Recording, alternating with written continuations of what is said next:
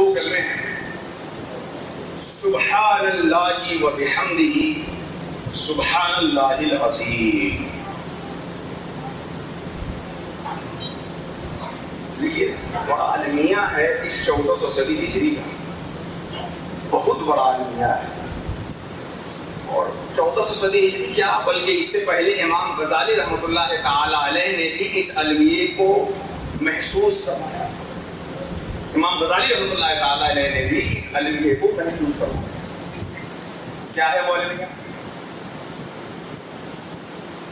کہ ہم نے آپ کو بتایا کہ اللہ کو دو کلمے بہت ہی پسند ہیں، میزان عمل میں بہت ہی ثقیل ہے، زبان پہ نہایت آسان ہے. تو اب آدمی کیا کرے گا؟ بہت جوش میں آئے گا تو اس کلمے کا ورد شروع کر دے گا، سبحان اللہ و بحمدہ سبحان اللہ العظیم. دکان پہ بیٹھ کر کے تول رہا ہے، کم تولے گا اور پڑھتا رہے گا سبحان اللہ بحمدہ و سبحان اللہ العظیم.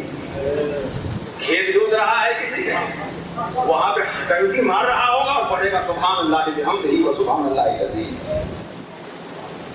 لوگ لائن میں لگے ہیں، وہ ہاتھ صاف کرنے میں لگا ہوا ہے، پڑھے گا سبحان اللہ و بحمدہ و سبحان اللہ العظیم.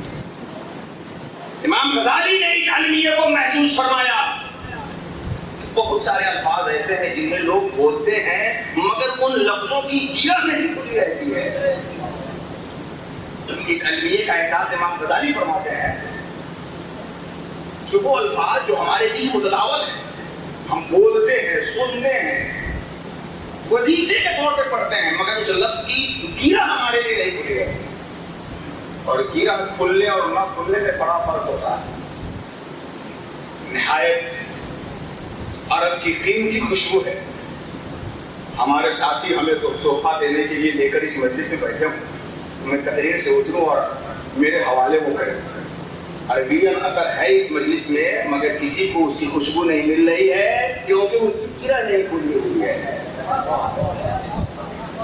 اس کی گرہ نہیں کھلی ہوئی ہے. اور اگر اسی عربین عطر سے گرہ کھل جائے تو پوری محفل مشام جام معطر ہو جائے گی. میں کہنا چاہوں گا عرب سے آیا ہوا دین اگر اس کی گرہ کھل جائے تو دنیا کی کوئی قوم اپنی ناک بند کر کے بھی اس کی خوشبو سے بچا نہیں سکتی. عرب سے نکلے ہوئے دین متین کی خوشبو سے دنیا کی قومیں ناک بند کر کے بھی نہیں بچا سکتی ہے. اگر ضد میں بچا لے جائے تو ان کی نسلیں نہیں بچ سکتی. ضرورت اس بات کی ہے کہ ہم اپنے دین کے الفاظ کی گرہ کھولیں. امام غزالی نے اس المیہ کا احساس فرمایا ہے. الاختصاص کے اندر اس کا انہوں نے باضابطہ ذکر فرمایا ہے کہ بہت سارے الفاظ ہیں جو بولے جاتے ہیں مگر نہ سننے والے کے لیے اس کی گرہ کھلی رہتی ہے، نہ سنانے والے کے لیے گرہ کھلی. میرے شیخ نے بارہا اس کی مثال دی ہے کہ ہم جیسے مقررین کی عادت ہے کہ تقریر کریں گے کم اور آپ سے کہیں گے بولیے سبحان اللہ سبحان اللہ سبحان اللہ. ہم جیسا جاہل مقرر یہ سمجھ لیا ہے کہ شاید سامنے کا سبحان اللہ کہنا ہماری پاکی کا بیان کرنا ہے، تبھی تو سبحان اللہ وہ اللہ کی پاکی بیان کر رہا ہے اور یہ سننے والا گدگد ہو رہا ہے کہ ہم مچل رہے ہیں. یہ وجہ اس بات کی ہے کہ سبحان اللہ کی گرہ نہیں کھلی ہے. سبحان اللہ کی گرہ کھل جائے تو زبان میں تالے لگ جائیں گے، ہمتیں کی چوک. سبحان اللہ کی گرہ نہیں کھلی. سبحان اللہ و بحمدہ سبحان اللہ العظیم یہ اتنا قیمتی کلمہ جس کے بارے میں سرکار دو عالم نے 3 جامع خصلتوں کا ذکر فرمایا. حبیبتان الی الرحمن، خفیفتان علی اللسان، ثقیلتان فی المیزان. سبحان اللہ و بحمدہ سبحان اللہ العظیم. کیا ہے اس کلمے جس کی سرکار نے اتنی فضیلت بیان کی؟ ذرا دیکھیے. میں کیا اس کی گرہ کھولوں گا؟ حضور داعی اسلام کی تعلیمات کا ایک حصہ ہے جسے میں اپنی ناقص زبان کے ذریعے سے آپ کی سماعت تک پہنچانے کی کوشش کرتا ہوں. اکثر علماء کا اور محققین اور جمہور علماء کا موقف سبحان کے حوالے سے یہ ہے کہ سبحان مفعول مطلق فعل محذوف کا نہیں بلکہ یہ عالم مصدر ہے. سبحان عالم تسبیح ہے. یعنی ایسا نہیں ہے کہ سبحان کہے تو سب واحد و محضوظ کا سہارا لے کر پاکی کا بیان کرنا ہوگا، بلکہ سبحان صرف کہنا ہی یہ اللہ کی پاکی کو بیان کرنا ہوگا بغیر کسی حذف کا ساتھ۔ دونوں موقع پر فرق کیا ہوگا کہ اگر مفعول مانے فعل محذوف کے لیے تو اس میں پاکی کا بیان محذوف کے توسط سے ہوگا، اور اگر اس کو تشبیہ کا عالم مان لے تو پھر اسی کے بیان کر دینے سے پاکی کا بیان ہوگا، فعل محذوف کا سہارا ہوگا۔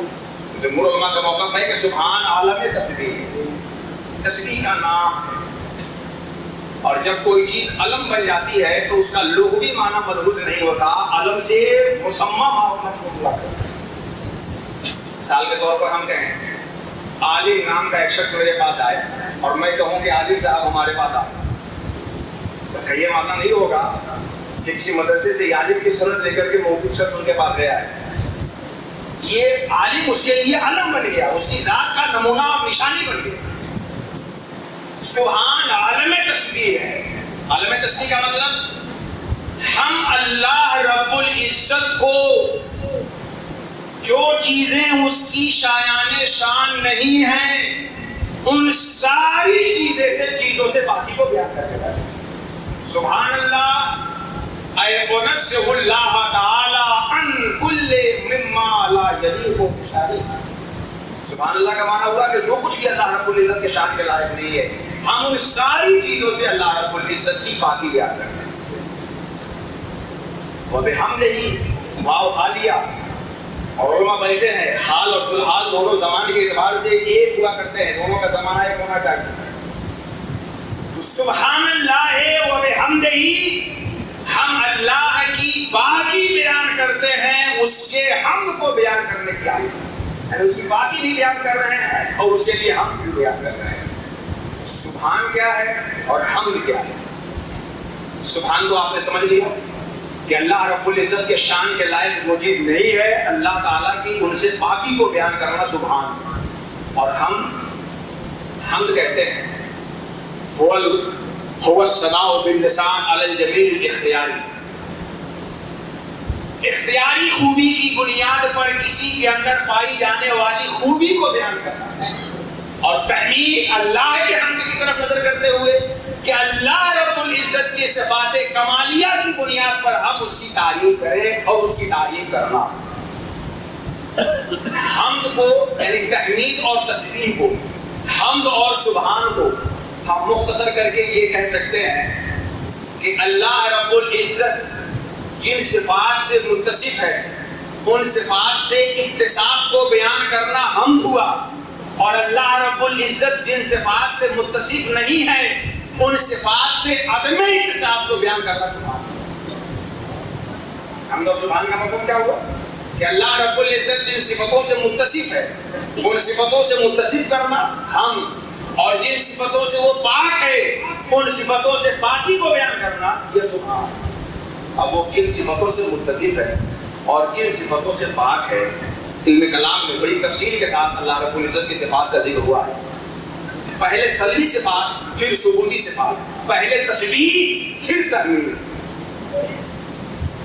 واللہ لیس بجوہر، اللہ رب العزت جوہر نہیں ہے، جسم نہیں ہے، زمین و آسمان کی کوئی چیز نہیں ہے، وہ کسی مکان میں متمکن نہیں ہے، وہ اس کے اوپر زمانہ جاری نہیں ہوتا، وہ کسی حیز میں متحیز نہیں ہے، وہ کسی رنگ سے رنگین نہیں ہے، وہ کسی ذائقے سے مدعوم نہیں ہے۔ اور حمد یہ ہے کہ وہ علیم ہے، حی ہے، سمیع ہے، قادر ہے، ارادہ فرمانے والا ہے، جو چاہے اس کو کرنے والا ہے۔ تو سبحان اللہ ہوا اللہ جن چیزوں سے پاک ہے ان چیزوں کی باقی بیان کرنا، اور الحمدللہ کہنا ہوا اللہ جن چیزوں کو اپنی ذات میں جمع کیے ہوا ہے، جن خصلتوں اور صفات سے متصف ہے ان سے اتصاف کو بیان کرنا۔ اور یہ بات ذہن میں رکھیں کہ اللہ ہر صفات کمالیہ کا جامع ہے اور ہر صفت نقصان سے پاک اور منزہ ہے۔ تو سبحان اللہ کہنا بھی دعویٰ معد دلیل ہے، اور الحمدللہ کہنا بھی دعویٰ معد دلیل ہے۔ سبحان اللہ کہنا بھی دعویٰ بھی ہے، دلیل بھی ہے۔ الحمدللہ کہنا یہ دعویٰ بھی ہے، دلیل بھی ہے۔ سبحان اللہ جب ہم نے کہا کہ اللہ تمام برائیوں سے پاک ہے، تو اللہ کا برائیوں سے پاک ہونے کا ہم نے دعویٰ کیا، اور اسی میں دلیل بھی موجود ہے. کیسے؟ کیونکہ اللہ رب العزت وہ ہے جو تمام برائیوں سے پاک ہو. ہم نے تمام برائیوں سے پاکی اللہ کے لیے کی، اور اللہ وہ ہے جو تمام برائیوں سے پاک ہے. تو اللہ کے لیے پاکی کا بیان کرنا یہ دعویٰ بھی ہے، دلیل بھی ہے. اس کو مزید ثابت کرنے کے لیے کسی دلیل کی حاجت نہیں ہے. اور جب ہم نے کہا الحمدللہ تمام تعریف اللہ کے لیے، تو یہ دعویٰ بھی ہے، دلیل بھی ہے. دعویٰ کیسے ہے؟ کیونکہ ہم نے ساری خوبیوں کو اللہ کے لیے منحصر کر دیا. دلیل کیسے ہے؟ کیونکہ اللہ وہی ہے جو مستلزم جمیع صفات الکمال، کمال کی ساری صفتوں کو اپنے اندر رکھے ہوا ہے، اپنی ذات میں رکھے ہوا ہے، متصف ہے. تو ساری خصلتیں، صفتیں، ساری خوبیاں اس کی ذات میں اور ساری خوبیوں کی بنیاد پر ہوتی ہے. تو ساری خوبیاں اللہ کے لیے ہی ہوتی ہے. یہ اور بات ہے کہ کہیں کہیں ایک آدھ کو واسطہ لگے گا، مگر اس واسطے کے ذریعے سے اللہ کی ہی تعریف ہے.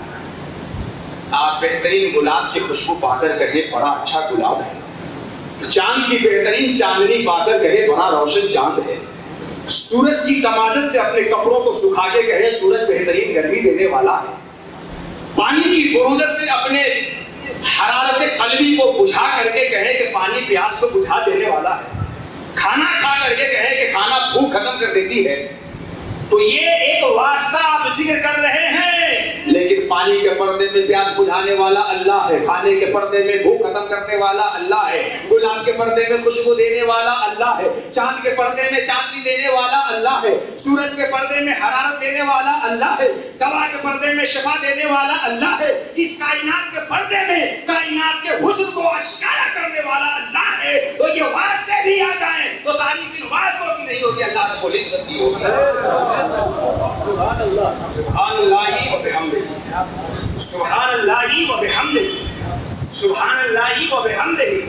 ہم اللہ رب العزت کو تمام اس کے غیر مناسب صفتوں سے پاک بیان کرتے ہیں، اور ان کے اندر اس کے اندر جو خصلتیں کمال ہیں، صفات کمال ہیں، ان سے اتصاف کا دعویٰ کرتے ہیں.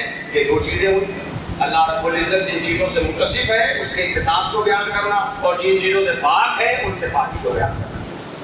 اس کے بعد ہے آگے سبحان اللہ العظیم. سبحان تو پہلے وہی کیا تھا، پھر بعد میں سبحان لانے کی کیا تھا. اور پھر وہاں جس کی خصلت یہ ہو کہ حبیب بتانی الرحمن، سبحان اللہ ہے وہ ہم نہیں میں سبحان آ گیا ہے کہ نہیں آ گیا ہے. پھر اس کے بعد سبحان اللہ ہے اور سبحان اللہ ہی، سبحان اللہ تو ہو ہی چکا ہے.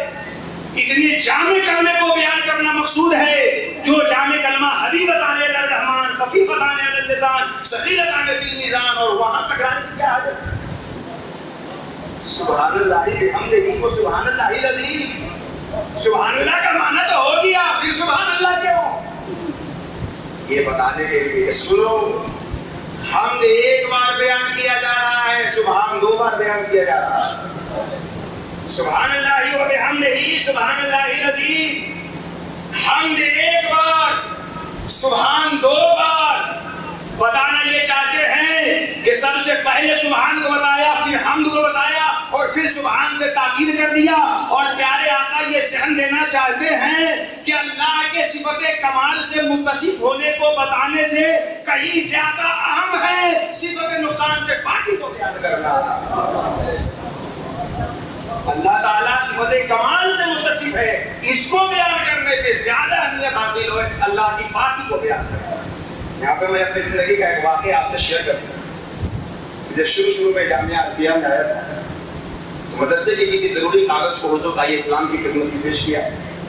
مدرسے کے حوالے سے کچھ بات تھی، اس نے اس خط کے اوپر، اس نوشتے کے اوپر زمانے طالبی علمی سے ہم نے اپنے اساتذہ کو دیکھ کر کے جو طریقہ سیکھا تھا اس طریقے کے مطابق اپنے خط کا آغاز کیا تھا. بحمدہ تعالی، بسم اللہ الرحمن الرحیم کہا کر کے بحمدہ تعالی. سبحانہ و تعالی کے بجائے سبحان کا ذکر چھوڑ کر کے حمد کا ذکر میں نے کیا. حضور تعالیٰ اسلام جیسا کہ حضرت کا رویہ ہے کہ غموں سے چور انسان بھی آئے تو ان کو دیکھنے کے بعد اپنے غموں کو ایسا بھولتا ہے کہ نصیحت منصیات کو سب کو ادا نہیں کر سکتا. مشفق انداز میں حضرت نے فرمایا کہ مولانا صاحب اگر یہ بحمدہی کی جگہ سبحانہ ہو جائے تو کچھ حرج ہے. میں نے کہا وہ کچھ حرج نہیں. اس کے بعد میں نے اس کو کہا کہ سبحانہ ہو بات تو چل گئی. حضرت کا اشارہ تھا, میں نے اسے کر دیا, لیکن بات مجھے سمجھ میں نہیں آئی کہ اس کو ہٹا کے اس کو رکھنے میں کیا حکمت. یہ حکمتیں مجھے تب سمجھ میں آئی جب سبحان اللہ بحمدہ و سبحان اللہ العظیم پیارے آقا کا جو مشن ہے, نبی کا جو رویہ ہے, پیارے آقا کی جو تحریک ہے کہ تسبیح پہلے ہو تحمید بعد ہو. اللہ رب العزت جن خصلتوں سے پاک ہے اس کی پاکی کا بیان پہلے ہو, پھر جن صفتوں سے متصف ہے اس کے اتصاف کا بیان. اس کے بعد العظیم تیور بدل دیا پیارے آقا. وہاں تھا سبحان اللہ و بحمدہ, یہاں سبحان اللہ العظیم. بھائی جب تکراری کی بات آئی تو حمد کی برادری نے کون سی خطا کی تکرار میں جگہ دے پائی اس کو. انڈیا گورنمنٹ کی طرح تو وہاں کوئی تو نظری نہیں تھی کہ جس کو چاہے اسے آرکشن دے دے اور اسے ترقی کے لیے آگے بڑھا دے اور یہ جائے نیچے کر دے. وہ تو پیارے آقا تھے, وہ تو سب کو برابر مت دینے والے تھے, جنہوں نے دودھ پینے کے عالم میں اپنے ماں کے پستان کو چھوڑ کر اپنے بھائی کے حق دینے کی گواہی دی ہے. وہ حمد کی برادری کا حق کیسے مارے؟ تقاضا تو یہ تھا کہ سبحان اللہ ہے وہ بحمدہ ہی, تو سبحان اللہ ہے بحمدہ ہی ہونا چاہیے. پھر پیارے آقا نے کیا فرمایا؟ سبحان اللہ ہے بحمدہ ہی و سبحان اللہ العظیم. ترتیب ذہن رکھیے, سبحان اللہ پہلے, حمد نیچے میں, پھر سبحان اللہ.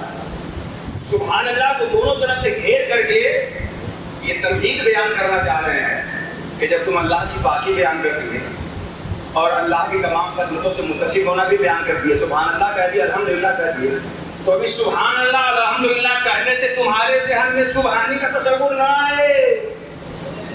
بتانا بھائی 20,000 مرتبہ سبحان اللہ پڑھتے ہیں, ہم 50,000 مرتبہ الحمدللہ پڑھتے ہیں, ہم 40,000 مرتبہ سبحان اللہ پڑھتے ہیں. یہ سبحان اللہ پڑھنے سے تمہاری سبحانیت کا نقشہ تمہارے ذہن پہ نہ ابھرے.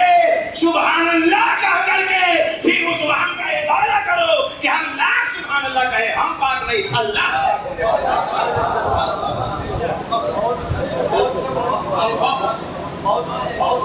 پہلے سبحان, پھر ہم, پھر سبحان. اس کے بعد پھر عظیم کس لیے آیا ہے کہ سبحان اللہ العظیم, عظیم اللہ پاک ہے. یہ عظیم اس لیے آیا, یہ عظیم اس لیے آیا کہ تم زندگی بھر میں سبحان اللہ کہو تو اس کے سبحان اللہ کا حق ادا نہیں کر سکتے, وہ عظیم ہے. زندگی بھر الحمدللہ کہو تو اس کے الحمدللہ باقی بیان کرنے کا حق ادا نہیں کر سکتے, وہ عظیم ہے. اسی لیے تو سید المصفحین نے فرمایا ما بدنا کا حق عبادت کا, ما رفنا کا حق معرفتی کا. تو جتنا مقرب ہوگا گیا اتنا احسان, جتنا سبحان کا ادا کیا اتنا ہی اللہ کی عظمت بھولتی گئی, عظمت بھولتی گئی. سبحان اللہ العظیم. آپ سبحان کر کے اس کے سبحان ہونے کا حق ادا نہیں کر رہے ہیں. وہ عظیم ہے, وہ واجب ہے, وہ غیر ممکن ہے. آپ حادث ہیں, آپ ممکن ہیں, آپ اس کے دینے سے جی رہے ہیں, آپ اس کے سبحان کے حق کو ادا کر دیں گے جیسا کہ پاک ہے وہ العظیم. اس تصور کو بٹھانے کے لیے کیا گیا ہے العظیم. اچھا, یہ تو اس حدیث شریف کی مطابقی معنی تھا. یہ اس حدیث شریف کا کون معنی تھا؟ مطابقی معنی. اور منطقیوں نے کہا ہے کہ ہر لفظ کی 3 دلالت ہوتی ہے. کتنی دلالت ہوتی ہے؟ مطابقی دلالت, تضمنی دلالت, التزامی دلالت. یہ صرف مطابقی معنی وہ بھی کما حق ہو نہیں, یہ صرف مطابقی معنی. اب التزامی معنی کی طرف ایک توجہ آپ کی لے جاؤ, اس حدیث شریف کے التزامی معنی کی طرف. سرکار دو عالم صلی اللہ تعالیٰ علیہ وسلم سبحان اللہ و بحمدہ, سبحان اللہ العظیم, اللہ کی تسبیح اور اللہ کی تحمید سے صرف یہیں تک بس نہیں، بہت آگے کی راہ اپنی امت کو دکھا رہے ہیں، بہت آگے کی راہ اپنی امت کو دکھا رہے ہیں۔ اپنے گفتگو کے انتظامی معنی کو بتانے سے پہلے ایک تمہید آپ کے سامنے رکھوں تاکہ آپ کے ذہن میں ایک وہم پیدا نہ ہو کہ مولانا صاحب یہاں سرکار دو عالم نے اس کلمے کی بات کی ہے کہ خفیفتان علی اللسان، سرکار نے اس کلمے کو بیان فرمایا جو زبان پہ ثقیل ہو۔ آپ اس سے قلب میں اتار کر اور قلب کے اثرات کو اس سے اگر جوڑیں گے تو خفیفتان علی اللسان کے منافی ہوگا۔ ہم بیٹھے ہیں، وہاں کسی کے ذہن میں پیدا ہو سکتا ہے کہ اس میں سرکار نے ان کلموں کی کیا خصلت بیان کی؟ خفیفتان علی اللسان، زبان پہ خفیف ہے، ہلکا ہے، اس لیے اس کی وہی حیثیت ہوگی جو زبان میں ادائیگی کی حیثیت سے ہوگی۔ بہت زیادہ آگے بڑھنے سے پہلے مولانا صاحب خفیفتان علی اللسان کو غور کرتے ہیں۔ اسی کے ذہن میں شبہ پیدا ہو سکتا ہے، میں شبے کو پہلے ختم کروں۔ آپ یہ سمجھ رہے ہیں عرب کے شاعر نے ہمارے اس شبے کا جواب کے لیے بڑا بہترین مجاز تھا۔ شرح آیت اور اس شعر کو ذکر بھی کیا علامہ صاحب الدین تفضانی نے، ان الکلام لفی الفؤاد انما جعل اللسان علی ما فی الفؤاد دلیلا۔ عربی کے شاعر کیا کہتا ہے؟ انما الکلام لفی الفؤاد، بات تو وہی ہوتی ہے جو دلوں کے اندر ہو، یہ زبان تو جعل دلیلا محض ترجمان بنائی گئی ہے، اظہار کا آلہ کی گئی ہے۔ بات حقیقت کہاں پہ ہوتی ہے؟ دل میں ہوتی ہے، اور زبان اس دل کے اندر موجود چیز کے اظہار کا ذریعہ ہے۔ اظہار کا، آپ مجھے بتائیے باہر کے جو لوگ بیٹھے ہوئے ہیں، میری آواز ان تک کس کے واسطے سے پہنچ رہی ہے؟ کس کے واسطے پہنچ رہی ہے؟ تو بولنے والا یہ ہے کہ میں باہر کے لوگوں تک میری آواز کس کے واسطے سے پہنچ رہی ہے؟ اس کے واسطے پہنچ رہی ہے نا۔ اگر 2 لیٹر دودھ پی کر کے نہیں چلاؤ لیکن اس کے وہاں تک آواز نہیں جائے گی، میری آواز اس کے واسطے سے پہنچ رہی ہے نا۔ تو بات اس مائک کی ہے کہ میری ہے؟ نہیں۔ اب عربی کا شعر سمجھیے، انما الکلام لفی الفؤاد وانما جعل اللسان علی ما فی الفؤاد دلیلا۔ انما الکلام لفی الفؤاد، بات تو متکلم کے اندر ہے، یہ اسپیکر تو آواز کو بڑھانے کا ذریعہ ہے، پہنچانے کا ذریعہ ہے۔ تو بات کہاں ہوتی ہے؟ دل میں ہوتی ہے، اور زبان اس کے اظہار کا ذریعہ ہے۔ تو ثقیلۃ خفیفتان علی اللسان سے یہ وہم نہ ہو کہ دل میں اترے بغیر اس کا اثر ہوگا۔ بات اور حقیقت دل میں ہونی چاہیے اور یہ اظہار کا ذریعہ بننا چاہیے۔ ہماری حقیقتوں سے سبحان اللہ نکلے، ہمارے اقوال سے سبحان اللہ نکلے، ہمارے اخلاق سے سبحان اللہ کی بات نکلے۔ زبان بولے نہ بولے، ہم کس طرح سے گزرے، ہمارا کردار سبحان اللہ بحمدہ و سبحان اللہ العظیم۔ میں نے یہ تقریر پہلے بیان کر دی، اس اعتراض کے دروازے کو بند کر دے۔ آج کل سیلاب بہت زیادہ چلا ہوا ہے، اعتراض کا سیلاب، غلط فہمی کا سیلاب، سوء ظن کا سیلاب، پانی کا بھی سیلاب۔ لیکن پانی کا سیلاب بعد میں آیا ہے، کچھ دیر کے لیے آیا ہے، باقی سب سیلاب بہت پہلے سے بہت زیادہ آ چکا ہے۔ تو انتظامی معنی کی طرف آپ کے لیے چلتے ہیں۔ انما الکلام لفی الفؤاد وانما جعل اللسان علی ما فی الفؤاد دلیلا۔ بات تو حقیقت قلب میں ہوتی ہے، زبان اظہار ما فی القلب کا ذریعہ ہے۔ اب میں آپ سے کہوں کہ پیارے آقا صلی اللہ تعالی علیہ وسلم اللہ رب العزت کی بارگاہ سے جو کچھ لے کر کے آئے ہیں، اگر ہم ان ساری چیزوں کو بنیادی طور پر ڈیوائڈ کرنا چاہیں، منقسم کرنا چاہیں، خاکے بندی کی صورت میں ڈھالنا چاہیں، تو رسول اللہ کی لائے ہوئی ساری باتوں کو ہم 2 حصوں میں ڈیوائڈ کر سکتے ہیں۔ کتنے حصوں میں ڈیوائڈ کر سکتے ہیں؟ 2 حصوں میں۔ ایک جسے اللہ تبارک و تعالیٰ نے کرنے کا حکم دیا، چاہے وہ اعتقاد سے تعلق رکھے۔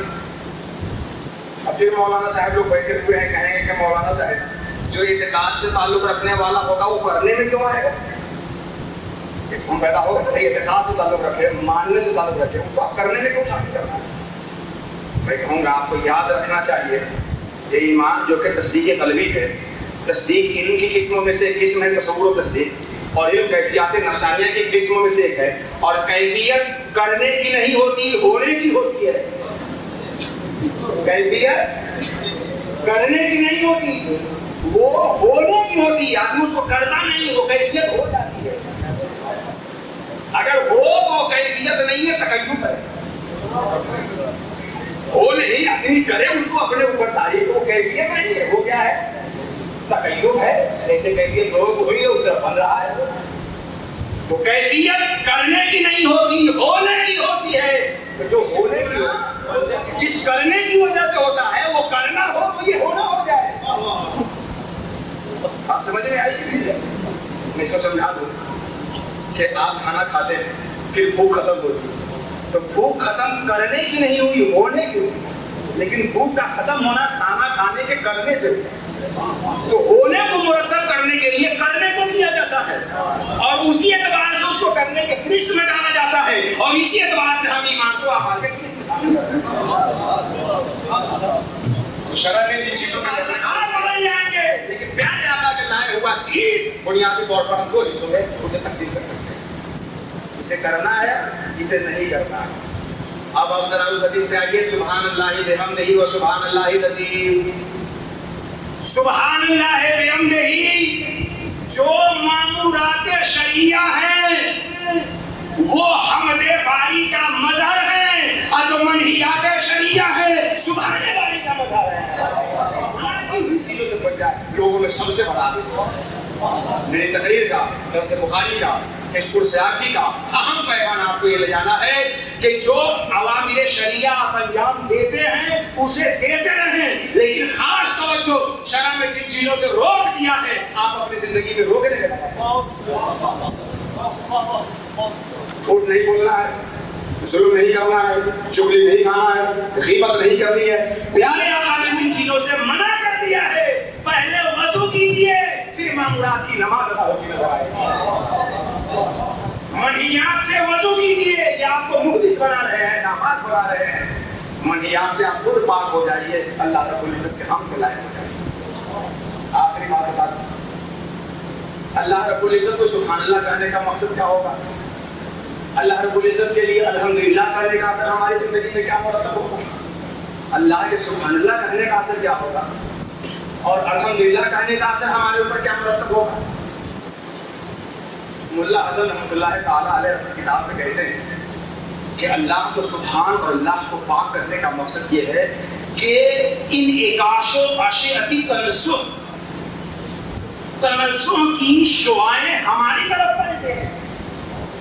लासिल फरमाते हैं अल्लाह को सुभान अल्लाह कहने का मतलब ये है, इसका हासिल और इसका फायदा ये है कि तनज़्ज़ुह की शुआएं हमारी तरफ लौटे। ये दीवार है, अपने अंदर शराबत नहीं करता है, ये अपने अंदर नरमी नहीं रखती है, ये दीवार सख्ती रखती है। इसके ऊपर आप गेंद फेंकेंगे तो कोई नरमी और इसी जगह में कोई खाली नहीं है कि वो आपके गेंद का मोहताज है कि गेंद आकर के उसकी खाली जगह को भर दे। ये दीवार मुकम्मल हो चुकी है ना, इस पे जब आप गेंद फेंकेंगे तो गेंद वहां रुकेगी नहीं, और वो दीवार गेंद को अपने पास रखेगी नहीं। लेकिन उसी गेंद को अगर आप बनिया की दुकान में आलू के बोरे में फेंक दीजिए, बनिया की दुकान आपकी नजर से दूर हो, तो आप अपने घर में जाकर अपने बच्चे के पास फेंक दीजिए, बच्चा वो गेंद आपके पास लौटाएगा, वापस करेगा। ये दीवार गेंद की मोहताज नहीं, इसलिए गेंद आपके पास वापस आ रही है। और बच्चा गेंद का मोहताज है, इसलिए वो गेंद आपके पास वापस नहीं जा रहा है। अल्लाह इसका मोहताज नहीं है कि कोई पाक कहे तब पाक होगा, वो पाक है, उसको पाक कहने की वजह से काम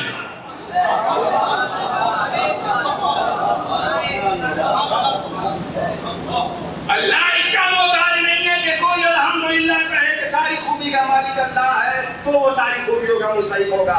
कोई अल्लाह को बड़ा कहे तो अल्लाह उसे बड़ा बना देगा। इस तस्वीर और तहमील के असरात में से ये है, लेकिन ये असर मुरत्तब तो होगा। कहेंगे कि मौलाना साहब हमने आपसे 10 साल पहले किसी की तकरीर इस मौजूद में सुनी थी, तब से पढ़ रहे हैं, कहा हमारे ऊपर कोई असर मुरत्तब होगा। ये असर कब मुरत्तब होगा? بڑی ناشکری ہوگی اگر مشاہد کی مجلسوں میں مشاہد کی باتوں کا تذکرہ نہ کیا جائے۔ علامہ قطب الدین دمشقی رحمۃ اللہ تعالیٰ علیہ رسالہ مکیہ کے اندر فرماتے ہیں کہ کسی بھی کلمے کا اثر قائل پہ مرتب کرنے کے لیے 4-5 خصلتوں کا ہونا ضروری ہے۔ صاحب رسالہ کیا فرماتے ہیں؟ کسی بھی ذکر کا اثر ذاکر پہ مرتب ہونے کے لیے، کوئی بھی ذکر ہو اس میں سے سبحان اللہ بھی ایک ذکر ہے۔ ہمارے طلبہ بیٹھے ہوئے ہیں، ہر عام میں عام اپنے ہر خاص فرد کو شامل ہوا کرتا ہے، عام کے لوگ بتا دیا خاص سنا جائے گا۔ ذکر عام ہے، سبحان اللہ ایک خاص قسم ہے۔ کسی بھی ذکر کے اثرات کو ذاکر پہ مرتب ہونے کے لیے ذاکر کے اندر 5 خصلت ہونی چاہیے۔ پہلی خصلت یہ ہے کہ سب سے پہلے ذاکر جانے کہ وہ کیا کہہ رہا ہے۔ ذکر کا اثر کب مرتب ہوگا ذاکر پہ؟ جبکہ ذاکر جانے وہ کیا کہہ رہا ہے۔ بغیر یہ جانے جب تک نماز کا اثر مرتب نہیں ہوگا جو تمام ذکروں میں اہم ذکر ہے، تو پھر اور کے ذکر کا اثر مرتب ہوگا۔ قرآن میں اللہ نے فرما دیا لا تقربوا الصلاۃ حتى تقولوا حتى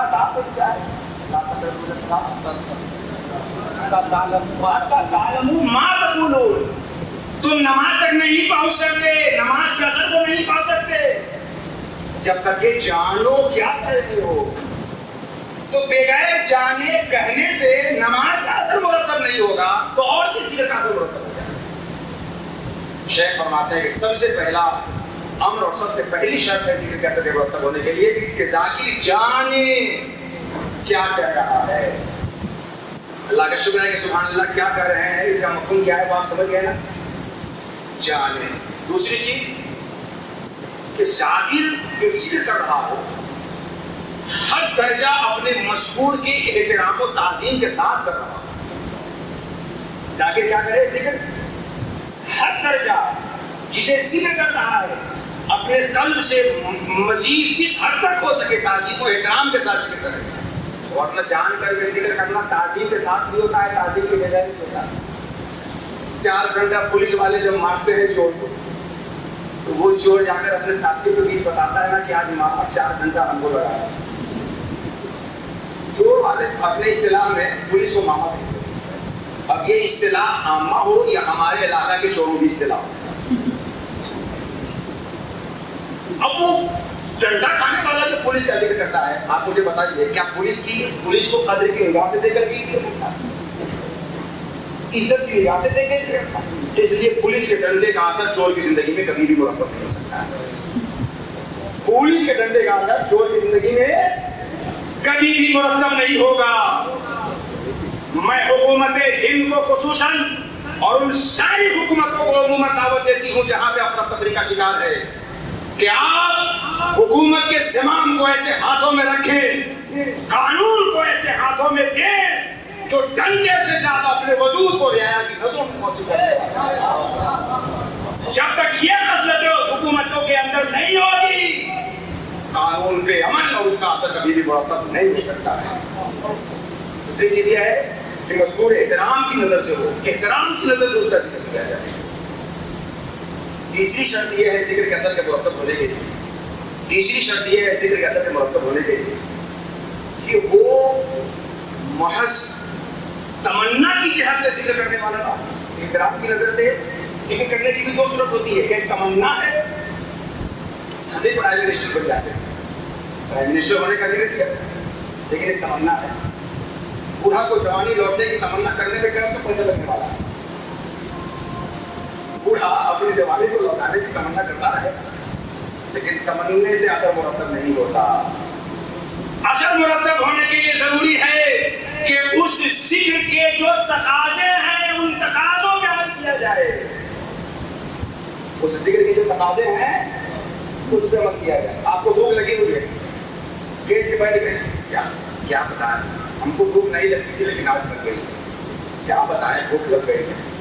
10 لوگوں سے بیان کریں گے یہ خانقاہ ہے، ممکن ہے کہ کوئی شاہد دل مل جائے رات کو بھی لے جائے گا بریانی کھلا دے، لیکن باہر اگر آپ کہتے رہیں کہ بھوک لگی ہے تو اس سے آپ کی بھوک کے ختم ہونے کا اثر آپ پہ مرتب ہے۔ بھوک لگی ہے تو اس کو ختم کرنے کے لیے جو لوازمات ہیں اسے انجام دیجیے، تب جا کر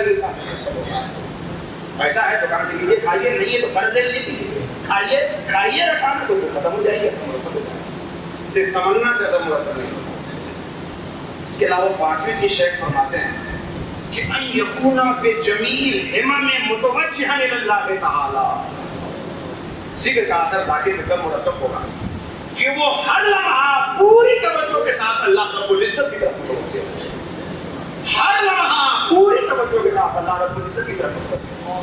دکان میں بیٹھا ہو نظر اس کی سامان پہ توجہ اللہ کی طرف ہو, کپڑا سلنے بیٹھا ہو نظر اس کی کپڑے پہ توجہ اللہ رب العزت کی طرف ہو, سڑک پہ چل رہا ہو نظر دائیں بائیں آگے پیچھے ہو توجہ اللہ کی طرف ہو. واہ ہما وہ بے ہما تو رہ صدا تاکہ حاصل ہو تجھے فضل پر. کہیں گے مولانا صاحب کی الٹی ملٹی کہاں سے آپ نے سکھانی شروع کر دی کہ رہے وہی کہ اور اس پہ توجہ نہ رہے. میں کہوں گا ایسا ہو سکتا اور قرآن نے اس کے ہونے کی گواہی دی.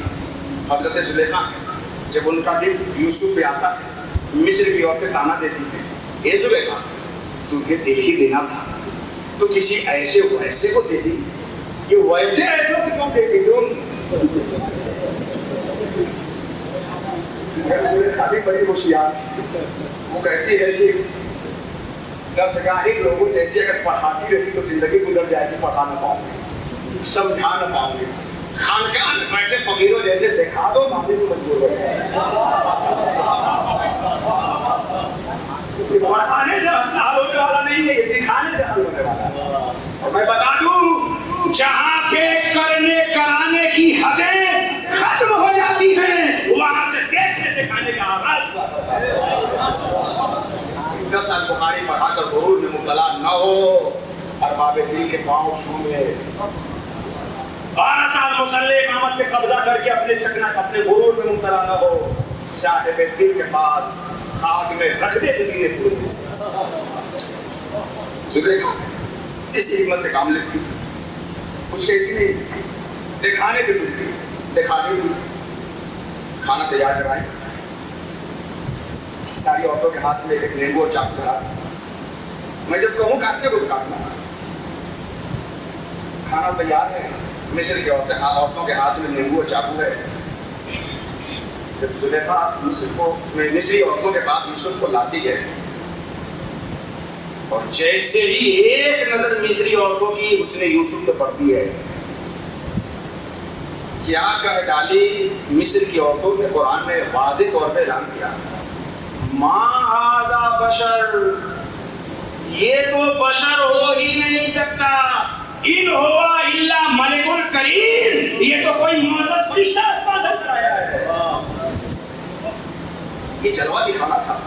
زلیخا کہتی ہے کاٹو, ساری عورتیں کہتی ہیں اب ایسی چیز نظر آ جائے تو انگلی دیکھے کہ حسن یوسف نظر حسن یوسف پہ, توجہ حسن یوسف پہ, قبلہ توجہات حسن یوسف. اور کٹ رہے ہیں نیمو کٹے گئے, انگلیاں کٹیں گی, کٹ گئی انگلیاں. اب مجھے بتائیے انگلیاں کٹی, بعد میں جب یوسف کے جمال کا بھوت ان کے سر سے اترتا, یہ بھوت میں اشتہارہ استعمال کر رہا ہوں اور اشتہارے کی بہت گنجائش ہو, ورنہ آج کل ہم جیسے ناقص مفتیوں کا فتویٰ اتنی تیزی کے ساتھ شائع ہو رہا ہے کہ وہ اپنے جیسے اور اپنے سے کم تو چھوڑیے اپنے سے بڑوں کی نظروں سے گزارنے میں اپنی طاقت سمجھتے ہیں.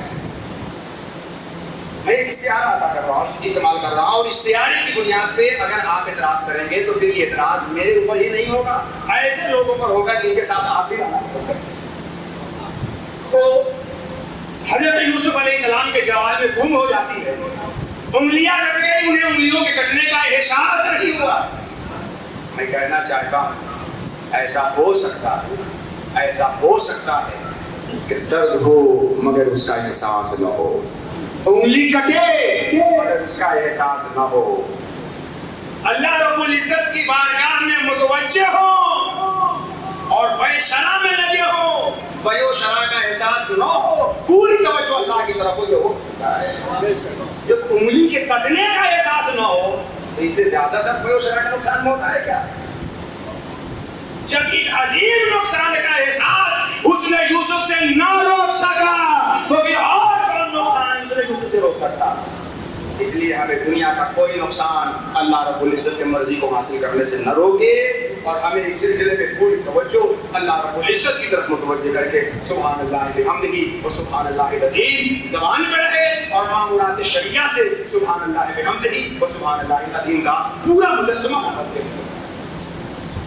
وقت میرے خیال سے بہت زیادہ ہو رہا ہے، معذرت چاہوں گا، چونکہ یہ بخاری شریف کی مجلس تھی اور میں بخاری کے خادم کی حیثیت سے آپ کے سامنے تھا۔ اگر زیادہ وقت لے کر آپ کی بارگاہ میں گستاخی بھی مجھ سے ہوئی ہو تو معاف کیجیے گا، کیونکہ میں اپنے طلبہ کو اپنے سامنے رکھ کر کے پڑھا رہا تھا، مجھے یہ تصور غائب ہو گیا تھا کہ آپ بھی سننے کے لیے بیٹھے ہیں۔